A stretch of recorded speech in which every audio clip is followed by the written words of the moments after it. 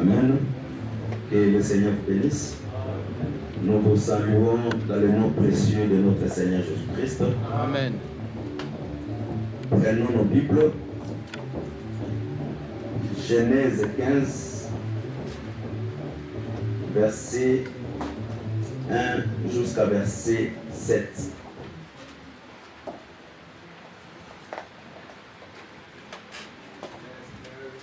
Verset 1 jusqu'à verset 7. Nous lisons au nom de Jésus. Amen. Après ces événements, la parole de l'Éternel fut adressée à Abraham dans une vision et il dit à Abraham, ne perds point, je suis ton bouclier et ta récompense sera très grande. Abraham répondit, Seigneur l'Éternel, que me donneras-tu? Je m'en vais sans enfant, et l'héritier de ma maison, c'est une misère pour ma vie. Et Abraham dit, voici, tu ne m'as pas donné de postérité. Et celui qui est né dans ma maison sera ton héritier.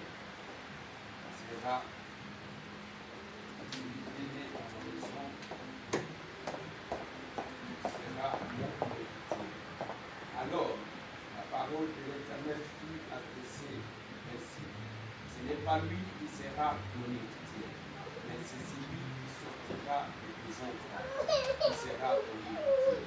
Et après l'avoir conduit dehors, il dit, regarde vers le ciel et compte les étoiles, si tu peux le compter. Et il lui dit, telle sera ta postérité. Après une confiance en l'Éternel, il lui fait une table à justice.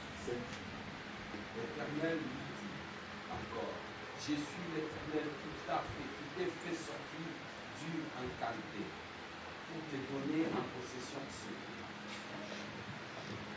Genèse 22, verset 1.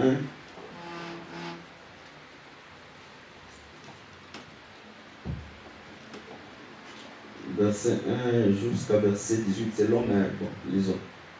Après ces choses, Dieu mit Abraham à l'épreuve et lui dit, Abraham, tu es répondu, le voici. Dieu dit, prends ton fils, ton unique, celui que tu aimes, Isaac, va-t'en au pays de Moriah. Et là, offre-le en holocauste sur l'une des montagnes que je t'ai tirées. Abraham s'éleva de bon matin. C'est là son homme et prit avec lui 2 de ses frères et son fils Isaac. Il prendit le bois pour l'holocauste et partit pour aller au lieu que Dieu lui avait dit. Le troisième jour, Abraham, devant Dieu, vit le lieu de l'holocauste. Et Abraham dit à ses serviteurs, restez ici avec l'âme. Moi et le jeune homme, nous irons juste là, après Abraham prit le bois pour l'holocauste, il chargea sur son fils Isaac et porta dans ses mains le feu de l'autel. Il cachait tous deux ensemble. Alors Isaac parlant à Abraham son père dit, mon père, il est répondit, Isaac répondit, voici le feu de l'autel. Abraham répondit, Dieu se chargea et marchèrent tous deux ensemble. Dieu arrivé au lieu que Dieu lui avait dit, Abraham, il éleva un arête, trancha le bois, il lia son fils Isaac sur le terre. Puis Abraham étendit la main et prit le couteau pour égorger son fils. Alors l'ange de l'Éternel appela Abraham, et répondit le verset. L'ange dit, avance par la mer sur le fond de l'univers. Car je sais maintenant que tu crains Dieu et que tu ne m'as pas refusé ton fils ton unique. Abraham leva les yeux et vit derrière lui un bélier retenu dans un buisson par le coq. Et Abraham alla prendre le bélier et le fit en holocauste à la place de son. Abraham donna à ces lieux le nom de Jéhovah Jireh. C'est pourquoi l'on dit aujourd'hui dans la montagne de l'Éternel, il sera pourvu. L'ange de l'Éternel appela une seconde fois Abraham et dit, je le jure par moi-même, parole de l'Éternel, parce que tu as fait cela et que tu ne m'as pas refusé ton fils unique, je te bénirai, je te multiplierai ta postérité comme des étoiles du ciel et comme des sables qui est sur le bord de la mer. Et ta postérité possédera la porte de ses ennemis. Toutes les nations de la terre seront bénies en ta postérité parce que tu as obéi à ma voix. Amen. Hébreux 11, verset 8 à 17.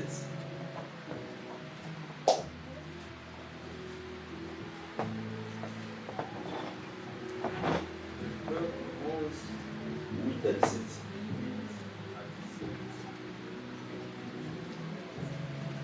C'est par la foi qu'Abraham, lors de sa vocation, obéit et parti. Le lieu qui était recevoir dans l'héritage. Et il partit sans savoir où il allait. C'est par la foi qu'il vint s'établir en terre promise comme dans une terre étrangère, habitant sous les tentes et c'est Isaac et Jacob ont hérité de la même promesse. Car il attendait la cité qui a de solides fondements, c'est dont Dieu est l'architecte et le constructeur. C'est par la foi que Sarah elle-même, malgré son âge avancé, fut rendue capable d'avoir une postérité parce que Dieu a la fidélité de celui qui a fait la promesse. C'est pourquoi d'un seul homme déjà qui fut mort a pris une postérité nombreuse comme les étoiles du ciel et s'appuyer sur le bord de la mer et qu'on ne peut compter. C'est dans la foi qu'ils sont tous morts sans avoir obtenu des choses promises. Mais ils les ont vus descendre de loin et connaissant qu'ils étaient étrangers et voyageurs sur la terre. Ceux qui parlaient ainsi ont qu'ils cherchent une partie. S'ils avaient eu envie, celle d'où ils étaient sortis, ils auraient eu le temps d'y retourner. Mais maintenant, ils sont désignés pour le meilleur, c'est-à-dire qu'ils se restent. C'est pourquoi Dieu n'a pas montré à Dieu leur Dieu, car il leur a préparé une cité. Amen. Pour terminer, 1 Pierre 1, verset 3 jusqu'à 7.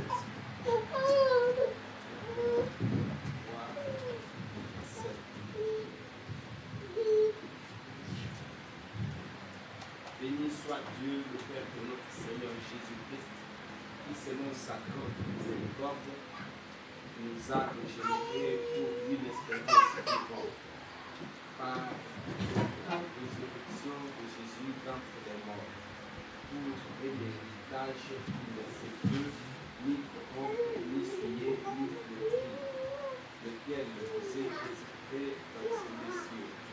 À vous qui, par la puissance de Dieu, êtes gardés par la foi pour que le salut peut être révélé dans le dernier temps.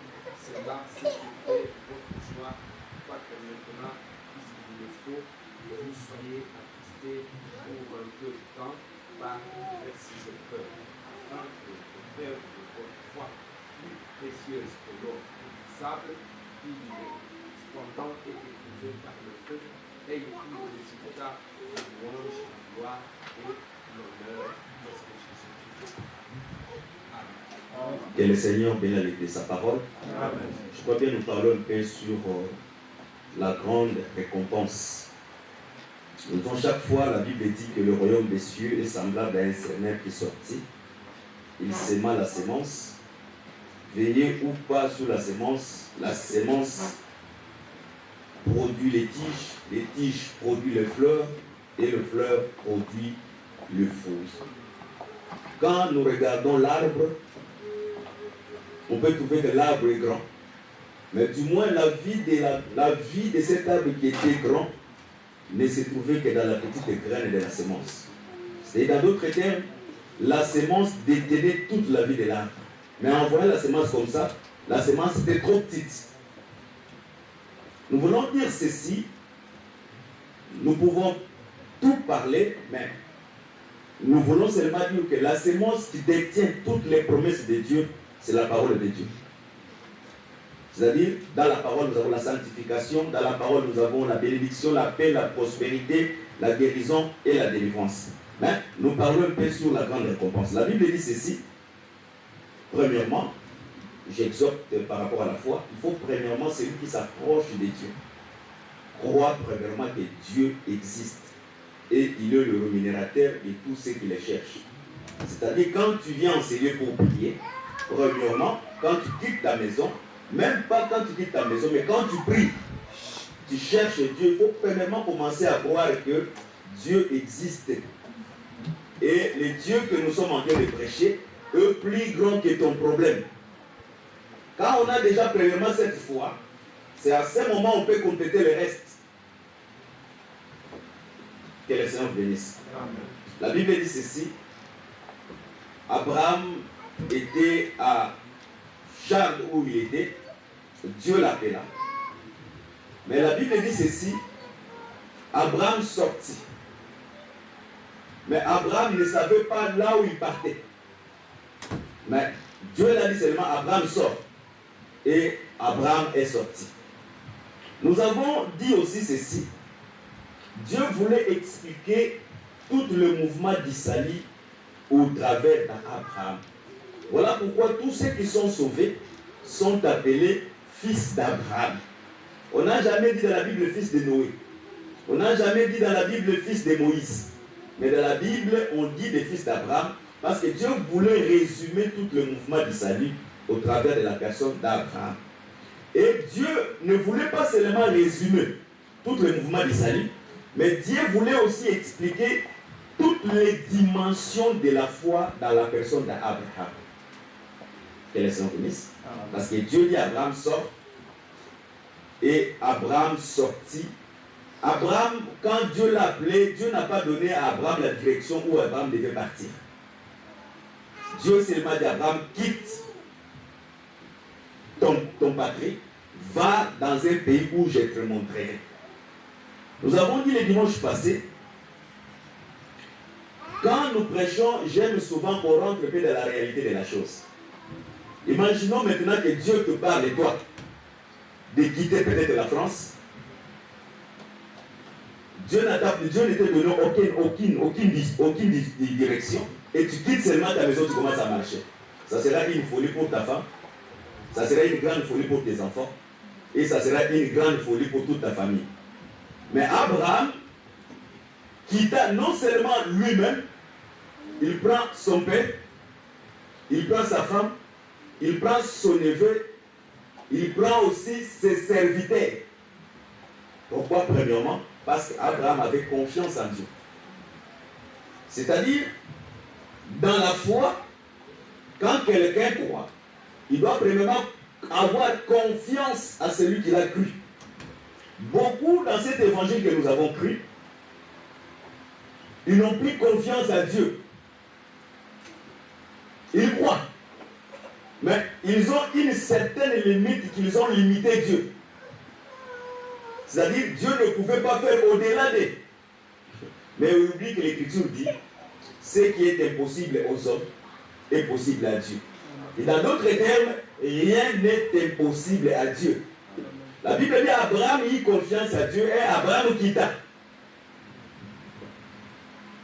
Abraham, après avoir quitté, la Bible dit Abraham s'est installé à Cana, le lieu où Dieu devait amener Abraham. Mais l'Écriture dit Abraham habita dans les tentes. Abraham, en entrant dans le pays que l'Éternel lui avait promis, mais l'Écriture dit encore Abraham habita à Cana comme étant un étranger. Abraham cherchait encore un cité où l'Éternel était constructeur et l'Éternel était architecte. Premièrement, la Bible dit quitte ta patrie, je te montrerai là où tu vas t'installer. Abraham arrivait maintenant dans le pays que l'Éternel devait l'installer. Abraham habitait encore dans ce pays comme étant un étranger, en attendant encore une autre cité où l'Éternel était constructeur et architecte. Que les Seigneur bénisse. Voilà pourquoi nous disons chaque fois, si nous ne donnons pas l'explication de la parole de Dieu, les gens vont très mal comprendre la parole et la parole ne produira pas la vie à eux. Mais nous croyons qu'Abraham, comme étant celui que Dieu devait expliquer le mouvement du salut, et la dimension de la foi. Parce que Dieu n'a pas seulement expliqué le mouvement du salut à Abraham, mais Dieu voulait aussi expliquer les dimensions de la foi comme étant les épreuves dans la vie d'Abraham. En expliquant le mouvement du salut, nous avons facilement compris pourquoi Abraham arrivait en Canaan habitant encore dans les tentes. Premièrement, par l'esprit de la prophétie, l'esprit de la révélation. La Bible dit ceci: aussi longtemps que le testataire est vivant, le testament n'est pas valable. Nous croyons que toutes les promesses, c'était un testament que l'Éternel écrivait. Mais aussi longtemps que Dieu lui-même, comme étant testateur, était vivant, personne ne pouvait entrer dans la promesse. Je prends un exemple terrestre, charnel, pour un peu que nous puissions comprendre. Exemple, quelqu'un parmi nous, il a beaucoup de biens. Et il a beaucoup d'enfants. Il fait un testament. Il commence à distribuer ses biens pour ses enfants. Les testaments que le testataire a écrit, aussi longtemps que le testataire sera vivant, le testament ne sera pas valable. C'est-à-dire, le testament aura seulement sa validité quand lui-même, le testataire qui a écrit le testament, meurt. C'est à ce moment que le testament sera valable. C'est pour dire que toutes les promesses que Dieu a données depuis Adam, Jérémie, Moïse, Pierre, pendant qu'il était dans la chair, toutes les promesses que le Seigneur avait données, aussi longtemps que lui-même, comme testataire, était vivant, les testaments n'étaient pas valables. Voilà pourquoi la Bible dit: toutes les prophètes sont morts, mais ils ont seulement salué les promesses de loin. C'est-à-dire, la validité du testament dépendait de la mort du testateur. Voilà pourquoi nous avons dit ceci l'autre fois, que les prophètes, c'était des tables au travers lesquelles Dieu écrivait ses promesses. Chaque prophète, quand il venait sur la terre, il venait avec une promesse. Dieu écrivait, exemple, il dit à Jérémie: le plan que j'ai pour vous, ce n'est pas un plan de malheur, mais un plan de bonheur. Mais quand tu lis cette écriture, tu verras que quand Dieu parlait à Jérémie, c'était le temps où Israël était dans la souffrance et de la captivité. Israël en étant dans la souffrance, Israël était dans la captivité, dans le désespoir, mais Dieu donne une parole de consolation. Dieu dit: le plan que j'ai pour vous, ce n'est pas un plan de malheur, mais un plan de bonheur. Dieu, quand il disait cela à Jérémie, il a pris seulement Jérémie comme modèle pour écrire sur les tables que nous appelons Jérémie une promesse. Dieu prend Abraham. Il dit à Abraham: ta récompense sera grande. Il dit à Abraham: je te multiplierai à l'infini. Et toutes les nations de la terre seront bénies en toi, Abraham. Dieu a pris Abraham seulement comme une table pour écrire ses promesses. Mais Abraham lui-même, comme étant un prophète, il est mort sans pourtant hériter toutes les promesses que Dieu lui avait promises. Parce que Dieu étant testateur, Dieu était encore vivant. Voilà pourquoi Abraham ne pouvait pas entrer dans Canaan que Dieu lui avait promis, aussi longtemps que lui-même le testataire était vivant. Voilà pourquoi, quand Abraham a vécu à Canaan, la Bible dit qu'il cherchait encore la ville où l'Éternel était constructeur et l'Éternel était architecte. C'est-à-dire, la vraie ville qu'Abraham devait recevoir le repos, ce n'était pas Canaan là où Israël vit aujourd'hui. Mais la vraie ville que Israël devait obtenir le repos, c'est la personne du Seigneur Jésus-Christ. Et c'est lui qui entre en Christ, parce que Christ, c'était la ville où l'Éternel lui-même était architecte et l'Éternel lui-même était constructeur. Que les gens bénissent. Je prends un exemple. Quand Dieu a dit à Moïse de monter sur la montagne de Sinaï pour donner la loi, Dieu lui-même a pris les tables, il a taillé les tables. Dieu lui-même, il a écrit sur les tables. C'est-à-dire, les tables, c'était l'œuvre de Dieu. Et Dieu lui-même, c'était lui-même l'architecte qui a taillé les tables. Mais quand Moïse est descendu avec les tables, comme il a trouvé que l'idolâtrie était chez le peuple, la Bible dit qu'il a brisé les tables. Et le brisement du table, c'est pour apaiser la colère de Dieu. Voilà pourquoi l'Écriture dit dans Isaïe 53, il a pris à l'Éternel de les briser. C'est-à-dire, quand le vrai table était venu aussi, comme il a trouvé le péché sur la terre, il ne pouvait pas rester ce qu'il était. Dieu devait lui briser. En le brisant, c'est là où nous devons recevoir la vie. Que le Seigneur bénisse. Mais je ne suis pas sur là, mais je suis dans ce que je suis en train de prêcher. C'est-à-dire, Abraham en étant en Canaan, Abraham savait la promesse que Dieu m'a donnée. Lui, comme étant le testateur, il est vivant. C'est-à-dire, le testament ne sera pas valable. C'est par là, nous comprenons. Depuis Genèse, pour que le testament devienne valide, il fallait que nous puissions constater la mort du testateur. Voilà pourquoi à la croix, c'est là où le testataire était mort. Voilà pourquoi l'Écriture peut dire facilement que le jour de la mort est plus grand que le jour de la vie. Quand on parlait de cette Écriture, premièrement, on ne voyait pas ma mort. On ne voyait pas ta mort, parce que tu peux mourir et que ta famille peut se disperser. Le jour de ta mort peut créer aussi des très sérieux problèmes dans ta propre famille. Mais quand on disait cela, on disait que le jour de la mort est plus grand que le jour de la vie. Premièrement, toute écriture doit s'accomplir dans le corps de Christ. Parce que le Seigneur, quand il est venu sur la terre, il a dit, les Écritures parlaient de moi. L'écriture, quand tu le prends vraiment l'écriture, tu l'accomplis dans le corps de Christ. C'est par là que nous comprenons que la mort de Christ pour nous, c'était une bonne nouvelle. Est-ce qu'on se comprend? La mort de Christ, c'était une bonne nouvelle parce qu'à ce moment, le testament que Dieu avait écrit depuis Genèse devait devenir valide. C'est par là que on a eu la capacité d'accéder dans les promesses de Dieu. Que le Seigneur vous bénisse. Que le Seigneur vous bénisse. Mais Dieu qui a promis à Abraham que ta récompense sera grande. Mais Abraham dit, je m'en vais sans enfant.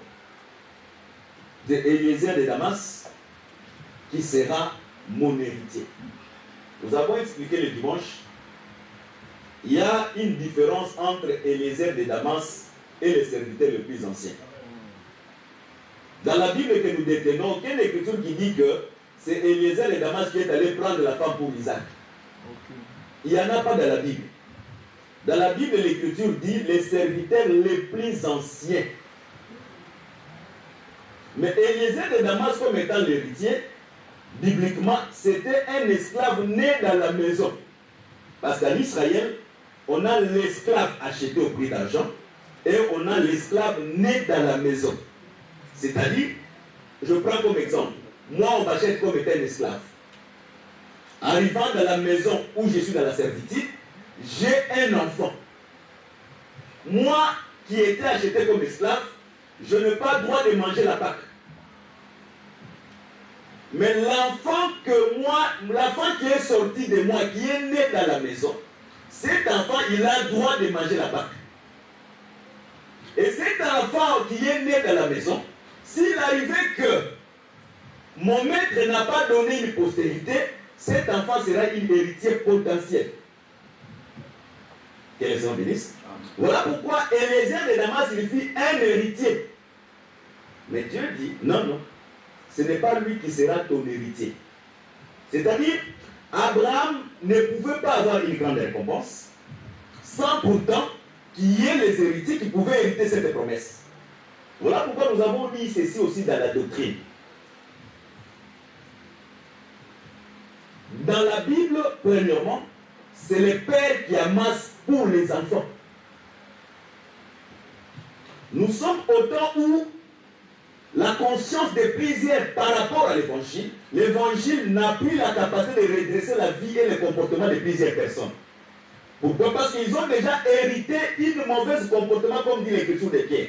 Il dit que nous avons hérité les mauvaises manières que nous avons héritées de nos parents. Voilà pourquoi le Seigneur est venu nous racheter par son sang précieux. C'est-à-dire l'évangile que nous prêchons comme étant le rachat et le renouvellement de la conscience de plusieurs personnes. Nous voulons ramener la conscience de plusieurs personnes.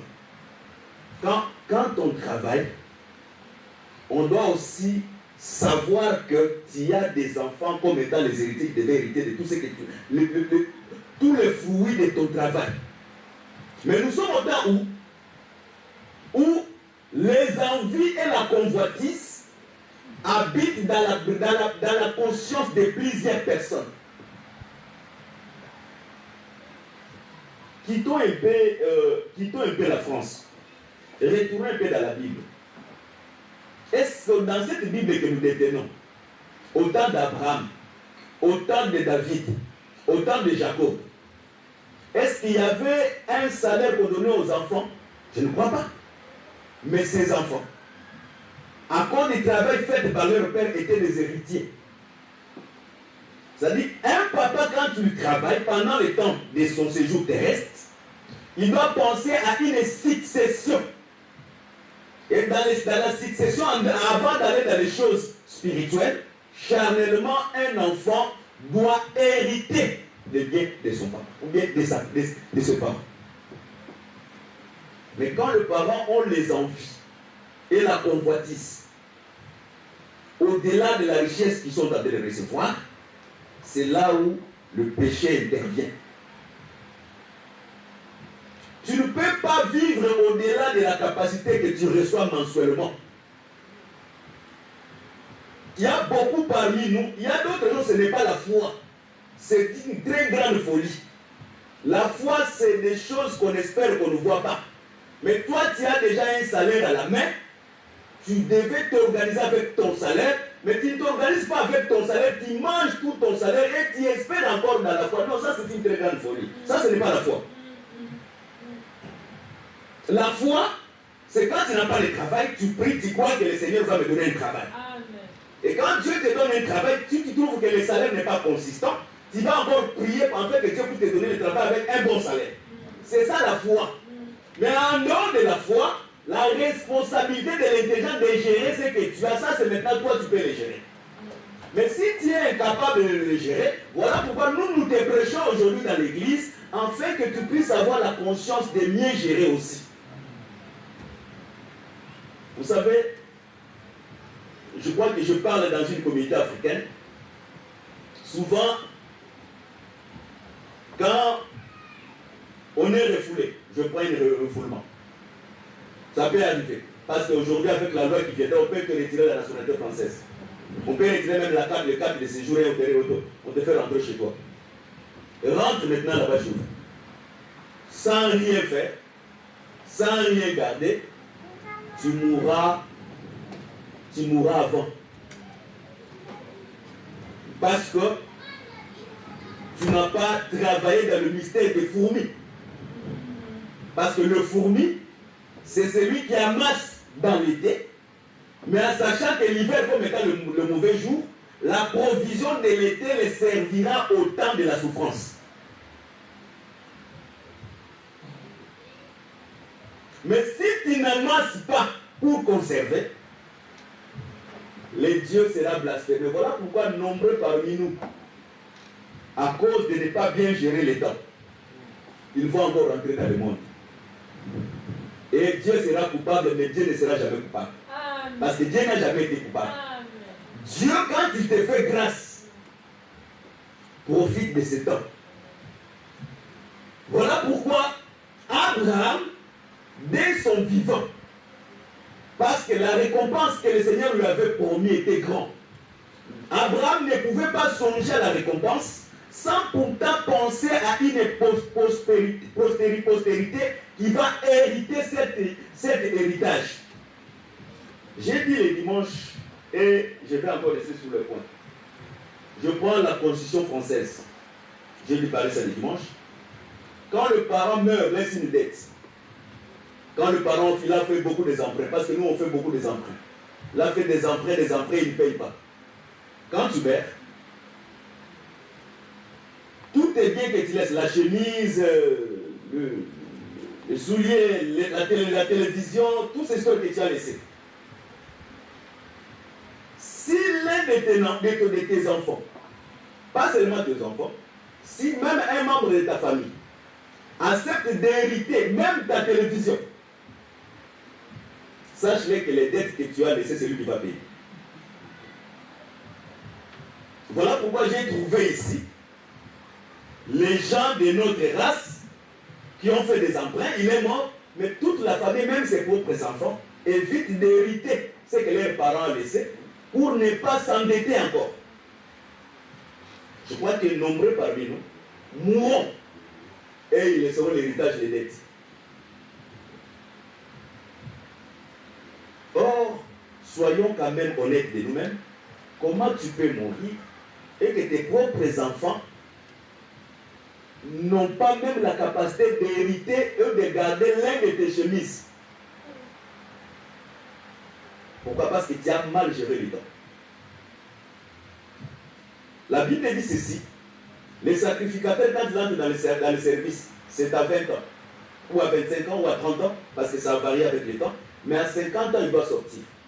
C'est pour dire que quand tu travailles, aussi longtemps que quand tu atteins 50 ans, tu n'as rien fait, sache-le que tu vas vers la descente. Ça, c'est seulement le Seigneur qui peut te faire grâce. Amen. Si tu n'as pas Dieu, c'est fini pour toi. Parce que jusqu'à 50 ans, l'homme a la vigueur, a la force aussi de travailler. D'ailleurs, ici, on ne te donnera pas. C'est difficile qu'on te donne un bureau. Si on te donne un bureau, je ne dis pas qu'on ne donne pas de frais, parce qu'on sait qu'il y a des frères qui ont des bureaux. Mais ce n'est pas facile. Et même si les frères ont le bureau, pour qu'ils puissent avoir le bureau, il y avait quand même des choses qui s'est passées là, jusqu'à ce que si l'Éternel t'a planté quelque part, c'est là où tu peux avoir cette opportunité. Que le Seigneur bénisse. Voilà pourquoi nous prêchons la conscience de plusieurs. Il faut quitter l'esprit africain. Il faut avoir l'esprit de la Bible. Savoir aussi gérer ce que nous avons premièrement à la main, dans nos mains. Qui est aussi très important. Mais nous quittons là-bas, que le Seigneur vous bénisse. C'est-à-dire, Dieu dit à Abraham, ta récompense sera grande. Mais Dieu dit, comment je saurai? Je m'en vais sans enfant. En matière de foi, il faut aussi demander à Dieu des signes. L'évangile éternel n'explique pas que le Seigneur pour te faire un signe, pour que tu puisses voir que ce qu'il a certainement dit va s'accomplir. L'évangile éternel ne défend pas cela. Amen. Mais comme dans la foi de plusieurs personnes, au moyen des enseignements qu'ils ont reçus, ils ont déjà détruit cette capacité. Parce que l'Écriture dit, dans les derniers temps, les gens seront insensibles. C'est-à-dire tellement nous avons perdu la sensibilité à la parole de Dieu. Nous sommes devenus insensibles. C'est-à-dire nous avons cru seulement aux promesses, mais nous ne croyons pas à la réalisation et à la manifestation des promesses.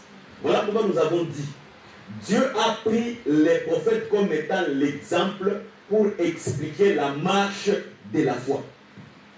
Dieu envoie les prophètes Ésaïe chez Ézéchias. Ézéchias était malade. Et Dieu dit à Ésaïe de dire à Ézéchias qu'il sera guéri. Amen.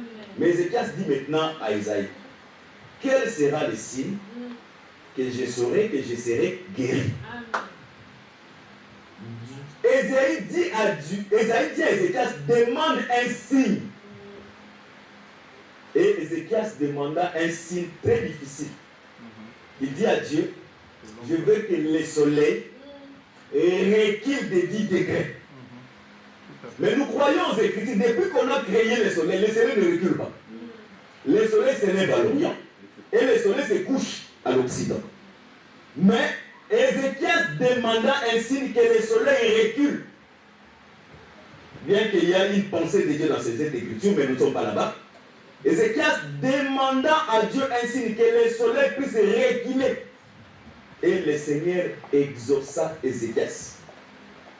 La Bible dit ceci, je prends un prophète, Élie était l'homme de la même nature que nous. Il pria, Dieu ferma les ciels, et il pria, Dieu ouvert encore les ciels. C'est-à-dire, si Ézéchias était l'homme de la même nature que moi, c'est-à-dire moi aussi, si je prie avec foi, le problème que beaucoup de nos bien-aimés prient, mais ne prient pas avec foi. Je vais prendre un exemple, frère de l'Assemblée de l'Évangile éternel. Un frère a jeûné pendant 3 jours. Après avoir jeûné, je lui ai visité dans son bureau. Je lui ai demandé, frère, tout ce que tu as demandé à Dieu, est-ce que tu crois qu'après cette prière, que Dieu peut faire quelque chose sur ta vie? Il m'a dit, oui, je crois, mais je sais que Dieu peut faire, mais même s'il va faire après 5 ans, il fera toujours. Non, quand tu penses déjà comme ça, tu détruis la promesse dans le présent. Parce que la foi, quand Christ dit à Marie, je suis la résurrection et la mort, Christ ne parle pas seulement de la résurrection future, mais Christ parle aussi de la résurrection présente. C'est-à-dire, quand tu pries, quand tu veux demander quelque chose à Dieu, il faut le demander au présent. Je vais prendre un exemple terre à terre, avant d'aller dans ce que je veux prêcher. Exemple, tu es venu en France, tu as besoin d'un titre de séjour. Mais maintenant, tu commences à prier. Dieu, je prie les jours que tu auras, les jours que toi tu fais chaque chose à bon dans son temps. Les jours que le temps s'accomplira, le Seigneur, tu voudras, tu me donneras le titre de séjour. Là, tu envoies déjà le Seigneur dans le futur. Mais cependant que si tu veux vivre dans ce pays, tu dois avoir un titre de séjour pour travailler. Or, l'Écriture dit que celui qui ne travaille pas ne mange point. Donc, tu dois premièrement commencer à prier par rapport à ce que tu veux que le Seigneur puisse faire pour toi dans l'immédiat. Mais Dieu, dans sa souveraineté, s'il trouve qu'aujourd'hui, la chose ne te sera pas accordée, mais si le Seigneur accomplira, sera au futur, que cela soit pour la gloire de notre Dieu. Que le Seigneur vous bénisse. Mais du moins, quand quelqu'un prie, il doit avoir une foi ferme, une ferme confiance, une ferme assurance. Que celui que je prie, il est plus grand que nos problèmes. C'est en ce moment que le Seigneur peut faire quelque chose dans la vie de cette personne. Mais cet frère, après avoir prié, après avoir jeûné 3 jours, la souffrance a continué encore à poursuivre sa vie. Parce que la manière qu'il a ramené la pensée de la foi, ce n'était pas de la même manière que la chose devait se manifester. Que le Seigneur bénisse. C'est-à-dire, quand nous parlons sur la récompense, Abraham devait premièrement sortir de sa maison. Aussi longtemps qu'Abraham était dans sa maison, Abraham ne pouvait pas voir les promesses qui étaient en lui. Mais quand Abraham est sorti dans sa maison, dans cette chair, parce que la maison c'est cette chair, quand même la Bible dit tu auras les ennemis, les gens de ta propre maison. Les ennemis là, ce n'est pas ta femme, les ennemis là, ce n'est pas ton oncle, les ennemis là, ce n'est pas ta tante. Parce que la Bible dit les désirs de la chair est contre la chair de l'esprit. C'est-à-dire les ennemis de ta propre maison, c'est les désirs de la chair. Aussi longtemps que tu es dans la chair, tu ne peux pas voir ce que Dieu peut faire pour toi. Aussi longtemps que tu es dans cette chair, parce que la chair rend les promesses de Dieu impossibles. Or la foi, c'est une ferme assurance des choses qu'on espère, mais qu'on ne voit pas. Il faut arriver à croire à ce qu'on ne voit pas. Quand on croit comme ça, parce que la Bible dit même heureux, parce que vous avez cru mais vous n'avez pas vu. Parce que Dieu que nous avons accepté aujourd'hui, physiquement comme ça, nous on n'a pas vu Jésus. Mais spirituellement, nous avons cru. Comme nous avons cru, nous sommes heureux. Que les Seigneur bénisse. Voilà pourquoi nous devons aussi prêcher la foi dans la vie de plusieurs personnes. Quand quelqu'un ne croit plus que sa vie peut changer, ou Dieu peut faire quelque chose dans sa vie, même si nous lui donnons des révélations en révélation, la personne là, parce que la Bible dit ceci, lisez très bien la Bible. Il y a d'autres personnes, ils écoutent la parole de Dieu. Ils ont aussi la joie d'écouter la parole. Mais comme la graine était tombée sous les lieux épineux, dans la suite des temps, la semence a été étouffée. Mais Christ explique c'est ça. Il dit, cette personne avait aussi la joie d'écouter la parole. Mais à cause des persécutions, il abandonnera le chemin du salut. C'est-à-dire, quand on croit, nous savons que les difficultés, ce sont les épreuves pour un enfant de Dieu. Voilà pourquoi nous avons dit le nôtre quand on prêchait sur l'homme du péché. Le Seigneur a vaincu le diable à la croix. De la même manière, Israël, quand il est entré en Canaan, il a vaincu tous ses ennemis. Mais quand ils sont arrivés en Canaan, Dieu a laissé aussi quelques ennemis. Pourquoi Dieu a laissé ses ennemis? Si Israël voulait sortir de la volonté de Dieu, ce peuple lui servira comme étant un fouet, afin que l'Israël puisse rester droit dans la parole. C'est pour dire ceci. Un enfant de Dieu, quel que soit le Seigneur a vécu à la croix. Parce que le diable, sa tête a été écrasée à la croix, mais Dieu a laissé aussi une petite manœuvre que le diable continue à travailler pour perfectionner notre foi. Voilà pourquoi les difficultés, les maladies, les problèmes peuvent venir dans notre vie. Ce n'est pas pour détruire notre vie, ni pour détruire la foi de celui qui a cru, mais c'est pour perfectionner notre foi. À chaque fois quand tu veux quitter le chemin, le Seigneur a beaucoup de possibilités de te remettre dans le chemin. C'est par là que nous croyons qu'un Élie ne serait jamais perdu. Pourquoi un Élie ne sera pas perdu? Parce que Dieu a toutes les méthodes à la main pour remettre l'Élie sous les rails. Que les gens bénissent. Voilà pourquoi tu peux te retrouver aujourd'hui dans la joie. Et demain, d'un clin d'œil, tu te trouves en pleurant. Mais quand tu pleures, tu vas pleurer. La Bible dit, David a pleuré jusqu'à ce qu'il a manqué la force de pleurer. Tu peux pleurer, tu peux regretter, tu regrettes, tu manques la force de regretter. Tu pleures, tu manques la force de pleurer. Quand tu vas manquer la force de pleurer et de regretter, c'est à ce moment que David pouvait consulter Dieu. Dieu permet par les épreuves, Dieu permet par les problèmes que nous puissions les consulter. Un enfant de Dieu, quand il y a un problème, ne consulte pas les hommes. Un enfant de Dieu, quand il y a un problème, il y a quelqu'un qui puisse consulter. Voilà pourquoi on doit consulter Dieu dans toutes les choses. Abraham, malgré sa récompense qui était grande, mais aussi longtemps qu'Abraham était dans la maison, Abraham ne pouvait pas vivre les grandes récompenses. La Bible dit Abraham est sorti de la maison. La foi, c'est au-delà de la réalité de cette chair.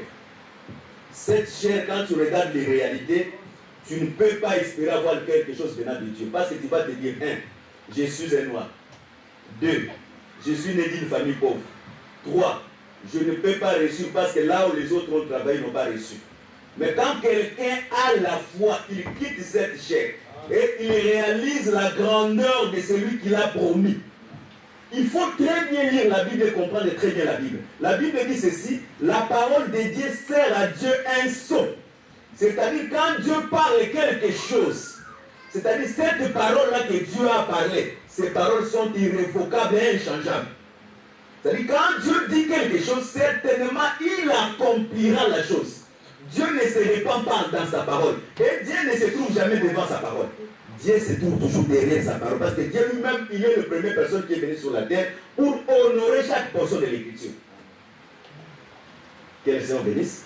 Quand Abraham est sorti, c'est à ce moment que Dieu a dit à Abraham, regarde le ciel. Et Abraham a regardé le ciel. Dieu a dit, ta postérité sera comme les étoiles du ciel. Dieu, quand il a dit à Abraham, Dieu n'a pas commencé à monter Abraham la terre. Parce que Dieu savait, c'est lui qui a le ciel, il a la terre. Tu peux avoir la terre, mais tu n'as pas le ciel. Mais si tu as seulement automatiquement le ciel, tu as la terre. Parce que l'Écriture dit, cherchez premièrement la terre et le royaume vous sera donné là-dessus. Mais l'Écriture dit, cherchez premièrement le royaume des cieux. C'est-à-dire quand on a le royaume, automatiquement la terre c'est une promesse pour nous qui ont cru. Quand je parle de la terre, je parle de la terre, j'ai dit aussi des biens temporaires. Parce que Dieu ne peut pas accomplir la rédemption pour seulement résoudre les problèmes spirituels sans pourtant résoudre les problèmes de la chair. C'est-à-dire celui qui a cru spirituellement, il doit vivre une vie qui est conforme à ce qui est spirituel, mais sur la terre aussi, ce qui est spirituel doit être expliqué pendant qu'il est en train de marcher sur la terre. Que les Seigneur bénisse. C'est-à-dire Abraham a reçu le ciel. Parce qu'Abraham il est sauvé. Mais Abraham aussi a reçu la terre parce qu'Abraham a vécu pendant le temps de sa chair dans l'abondance.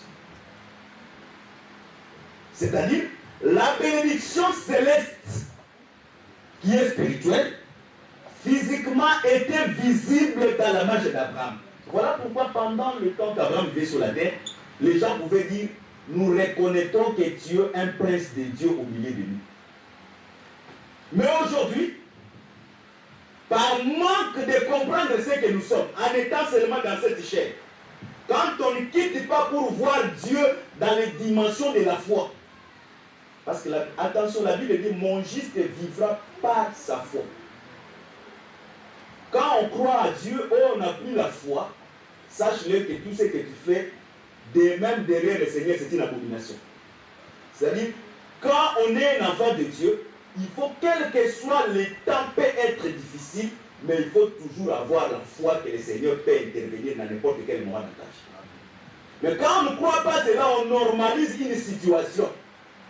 Sache-le que cette situation devient aussi normale dans ta vie. Et quand ça devient normal, tu deviens comme celui qui était dans le petit de Bethsaïda pendant 38 ans. Même si on lui demande, que puis-je faire pour toi? Il commence à expliquer, non, je n'ai pas quelqu'un pour me jeter dans l'eau. Je n'ai pas quelqu'un parce que si je vais aller... Non, mon frère, la question était très facile. Que veux que je puisse faire pour toi? Beaucoup, ils prient, beaucoup, ils viennent dans l'église, beaucoup, ils ont beaucoup à demander à Dieu, mais ils demandent à Dieu sans objectif, sans aussi une foi bien déterminée. Parce que quand on prie, on doit avoir la détermination de ce que je suis en train de demander. Quel que soit le temps peut passer, mais il faut toujours avoir confiance. Voilà pourquoi l'Écriture dit ceci. Abraham espéra au-delà de toute espérance. J'explique cette écriture plusieurs fois, je le répète chaque fois. Qu'est-ce que signifie espérer au-delà de toute espérance? Espérer au-delà de toute espérance, c'est-à-dire espérer au-delà de la réalité de la chair. Parce que, charnellement, à 90 ans, on ne peut plus concevoir. Et physiquement, un homme de 100 ans est incapable d'ensemencer une femme. Mais comme il y a confiance en Dieu, la Bible dit Abraham ne douta pas par incrédulité, parce qu'il avait confiance à celui qui l'avait promis. C'est-à-dire quand Dieu te promet quelque chose, même si le temps est passé, ça c'est le temps des hommes. Parce qu'il y a le temps des hommes et il y a aussi le temps de Dieu. Dieu ne compte pas la même manière avec les hommes. Je vais donner un autre exemple. Dieu a dit à Israël qu'il sortira en Égypte pendant 400 ans. Mais Israël est sorti en Égypte après 430 ans. C'est-à-dire le calcul de Dieu, le calcul des hommes, c'est différent. Voilà pourquoi il faut espérer au-delà de toute espérance. C'est-à-dire là où il est impossible, là où la chair est... Comment Dieu peut se glorifier si Sarah était encore capable de concevoir? Comment Dieu peut se glorifier cependant que tu as la possibilité, la force d'avoir des relations pour avoir quelque chose? Dieu peut se glorifier si seulement tu n'as plus de portes là où tu peux avoir un secours. C'est là où le Seigneur peut ouvrir une porte. Parce que la Bible dit, j'ai mis une porte devant vous, personne ne peut fermer. Si j'ouvre, personne ne ferme. C'est-à-dire quand tu seras abandonné de tous, parce que Dieu le permettra, que tu sois abandonné de tous, c'est à ce moment que le Seigneur ouvrira une porte, afin que le Seigneur soit glorifié dans ses promesses. Que le Seigneur bénisse. Que le Seigneur bénisse. Quand Abraham est sorti, c'est à ce moment qu'il a vu sa postérité. Tu ne peux pas espérer quelque chose que le Seigneur peut te donner, mais en se confiant dans cette chair ici. Cette chair avec les yeux physiques que nous avons, il rend les promesses de Dieu impossibles. Voilà pourquoi un enfant de Dieu n'a pas seulement les yeux de la chair, mais un enfant de Dieu, il a aussi les yeux du cœur. Est-ce qu'on se comprend? Ce n'est pas moi, c'est la Bible. Ce n'est pas les sorciers, les magiciens qui ont 4 yeux. Mais les enfants de Dieu aussi, ils ont 4 yeux, parce que Dieu a éliminé les yeux de notre cœur par la connaissance de la parole de Dieu. C'est le rôle de la connaissance, c'est ouvrir les yeux de notre cœur afin que nous puissions voir Dieu dans les grandes dimensions de la foi. Que les saints bénissent. C'est-à-dire, après Abraham, après avoir traversé le premier épreuve, il a armé son armée, ils ont récupéré Lot. C'est ce que le Seigneur est venu faire sur la terre. Il a armé son armée, qui est le Éphésiens 4, afin de récupérer Lot et tous ses biens. Le rôle de